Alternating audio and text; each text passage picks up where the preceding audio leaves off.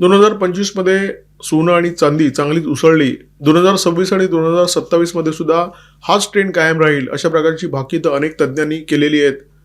या भाकीतांचा आढावा घेणारा एक व्हिडिओ काल आम्ही केला होता. जर तुम्ही पाहिला नसेल तर तो निश्चित बघून घ्या. डिस्क्रिप्शनमध्ये आम्ही त्याची लिंक दिलेली आहे.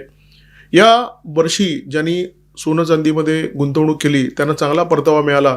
आता भाव इतके कडाडलेले असताना या दरामध्ये सोनं चांदी विकत घ्यावी की नाही हे जर तुम्हाला निश्चित करायचं असेल तर पुन्हा एकदा तुम्हाला तज्ज्ञांकडे वळावं लागेल, तज्ज्ञांचा सल्ला घ्यावा लागेल.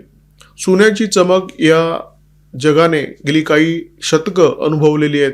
ज्यांनी सोन्यामध्ये गुंतवणूक केली त्यांना प्रत्येक टप्प्यावर चांगला परतावा मिळालेला आहे. कारण सोनं हा असा एक धातू आहे ज्याच्या किमती सतत वाढत आहेत. परंतु गेल्या 2 वर्षामध्ये आपण असा एक ट्रेंड बघितला की चांदीची जी चमक आहे त्या चमकेसमोर सोन्याची चमक फिकी पडलेली आहे. ज्या लोकांनी चांदीमध्ये गुंतवणूक केली त्यांना भरभरून परतावा मिळालेला आहे.